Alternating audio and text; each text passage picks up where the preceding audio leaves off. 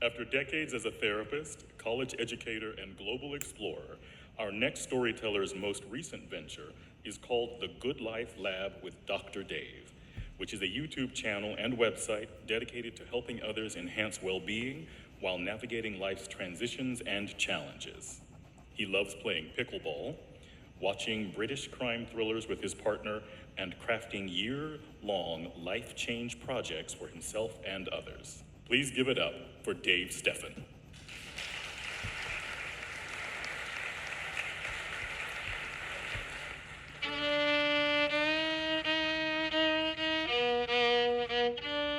All right, so I was browsing books in Barnes & Noble, the one in Newport that used to be there, the two-story monstrosity, if you remember that, with an elevator going up to the second floor coffee shop.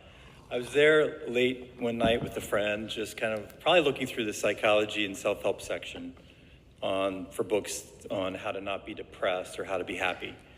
You see, as you heard, I'm a therapist, a former college professor, and positive psychology researcher, which basically means I study the science of happiness.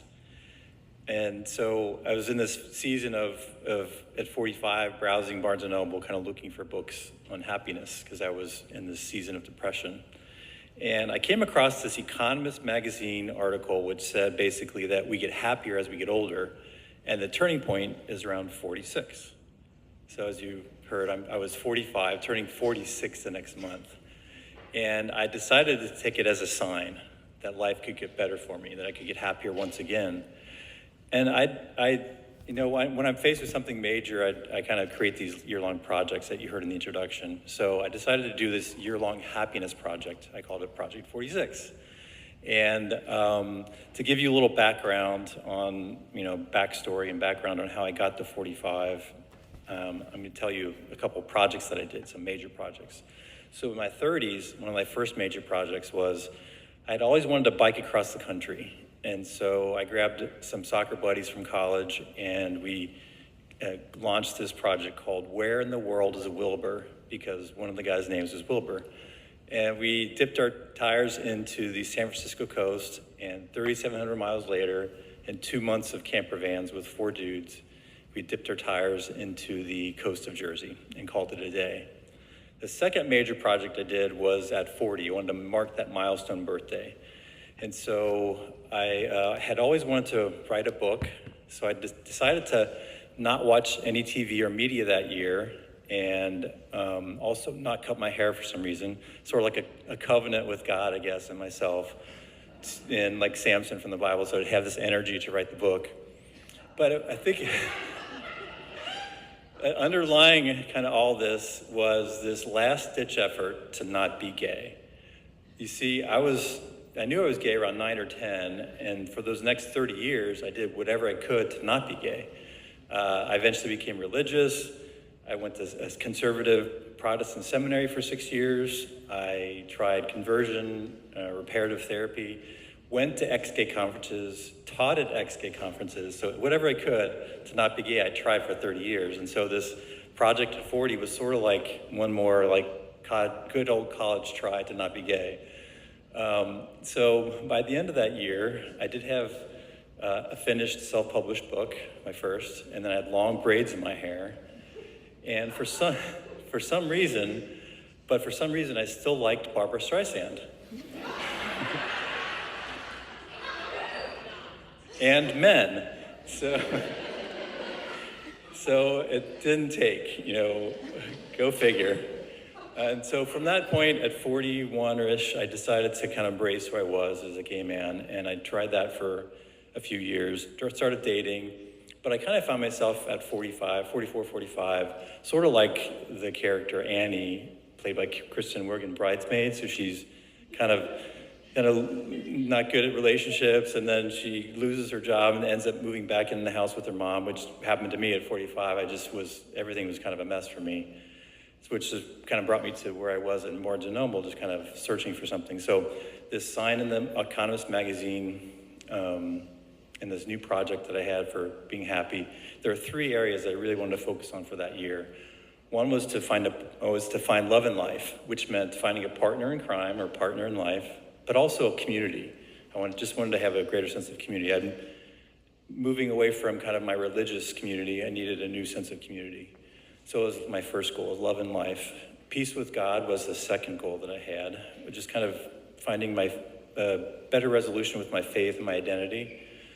And then my third goal was around a job I liked. So I was in between higher ed gigs, unemployed, and living with my mom. I really wanted to get back into the higher ed world. And so those are my three goals. But generally, I just wanted to be happier regardless of my circumstances. And so that was my happiness project. And I thought one way I could maybe do this project was to interview people, like an investigative reporter, that came across my path and ask them about any secrets of happiness they might have. Which brought me to my second sign. What happened in Kmart, I was stuck in this long line and only one lane open and kind of frustrated, but also trying to keep this mindset of being happy for the year in mind. I noticed that at the front of the line was a cashier. She's probably in her 80s. And it was just going slowly because she was taking her time with each person and just seemed to show kindness to them, which proved true as I got closer. She was just smiled a lot and was very warm. And so she was that kind of person I really wanted to kind of get to know, because who would be happy working at Kmart in their 80s? And so I went back the next day and asked the manager if I could talk to her, and we got connected, and her name was Ruth. And so I asked her out to coffee and asked her if I could interview her about her life and her secrets to happiness. So I'm going to play this clip of her here in a second, but she essentially said, I asked her about secrets to happiness. She said she didn't have any secrets, and if she did, she didn't really know because they were secrets to her. But observing her at Kmart and then also, interaction, I knew, as she said, she just loved people, and she loved treating them importantly as it came through her line, treating them like they're children of God, and she didn't think they got that, much in their lives, so she wanted to make sure they got that at Kmart. And then she got off on this tangent. I'm not even sure how we got there, but I have it recorded. And she started talking about being left-handed, and she came across this article by this author who I want you to listen to. I'm going to play the clip here. Left-handed males was the author wrote about, and listen for his name. So go ahead and play the clip. Well, I'm left-handed, but you're not left-handed, are you? Do you have any people in your family? My mom is. Oh, but no men. My brother is left-handed, and my nephew and my niece are left-handed. Well, the men look under Dr. Donald Joy. Yes, he's a friend of mine. How interesting. I've told so many people about him. I don't know him. No.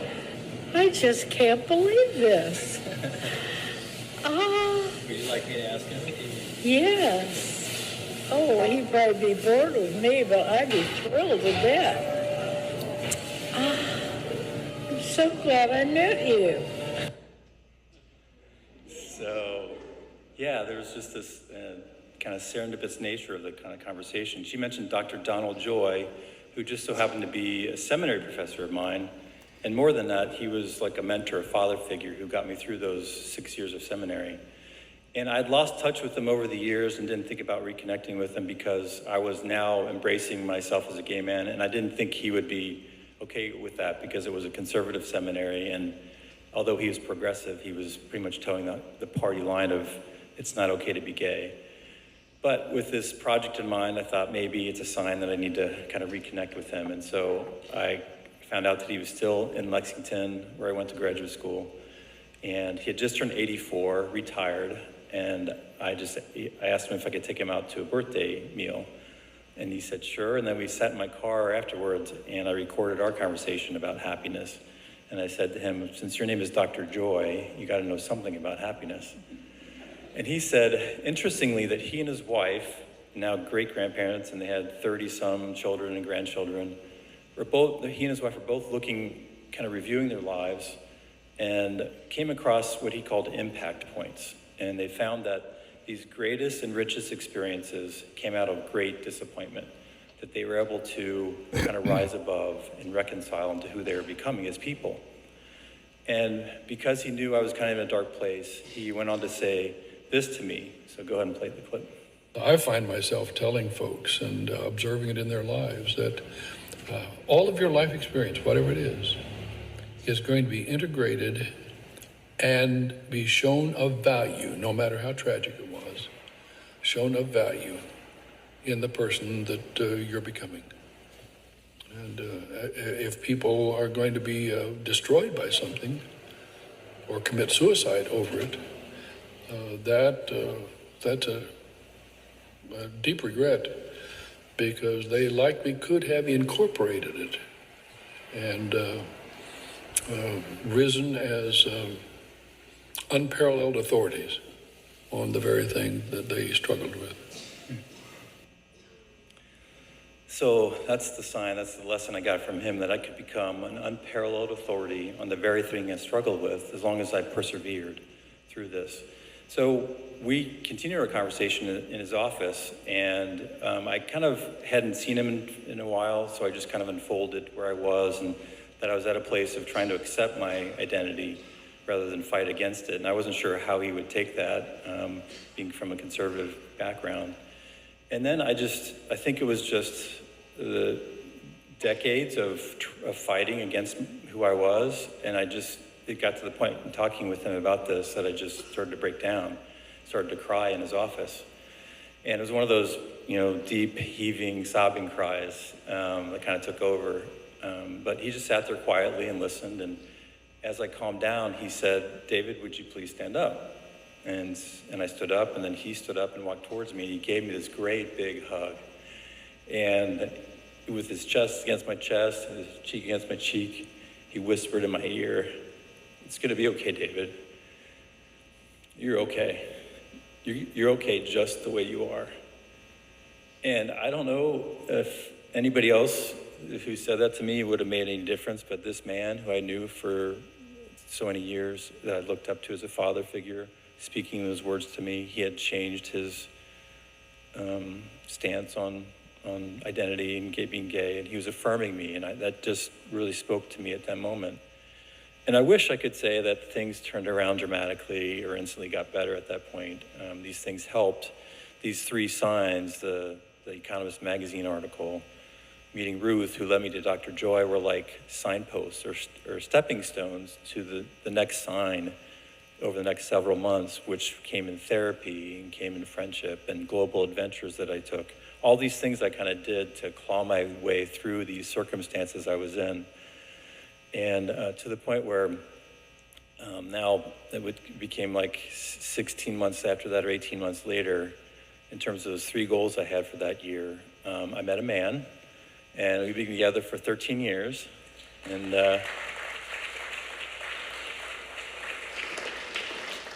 I can't see him, but he's over here somewhere because of the lights. So thank you for loving me. I love you. And remember, the signs brought us together, so we're stuck with each other. And the second part of my love and life goal was community. So I also have a number of friends over here, so they're representing that new community that I have. So thank you for being here as well. The second goal I had was kind of a job I liked. And I was able to, 2 years later, it took a while, but when I was 48, I was able to get a job back in higher education and became chair of the behavioral sciences department at a major university, and able to become a full professor and publish articles and all that good stuff. But I think more importantly than just the role that I got was this proving kind of Dr. Joy's words to me true, that over those 15 years, I rose as an unparalleled authority on the very thing that I struggle with in the lives of my clients and students. And I think they could see that I not only studied the science of happiness, but I lived it, I experienced it over those 15 years. And then this last area of peace with God and myself, and it's been a little more elusive, but I think I have become much more peaceful and happy about my life in general. And for me, in terms of what I've learned about positive psychology as a researcher and my own life trying to live in happiness, comes down to this study I often refer to. Harvard's done this 85-year study on happiness, the longest of its kind, still ongoing. And I asked ChatGPT to summarize for me these 85 years of happiness studies into one sentence. And this is what it said. I tried this with other AIs too, and it says the same thing. The Harvard study found that good, warm relationships, more than money, fame, IQ, or career success, are the key to lasting happiness, health, and a meaningful life. Good, warm relationships are the key to happiness. I really like, though, how my gay icon says it. It's all about people. People who need people.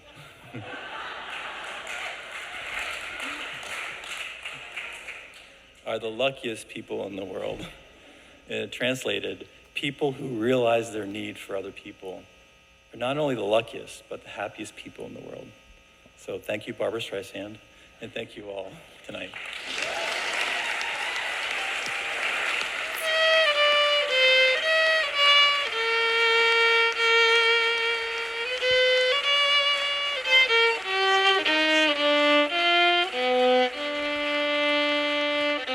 Keep it going for Dave.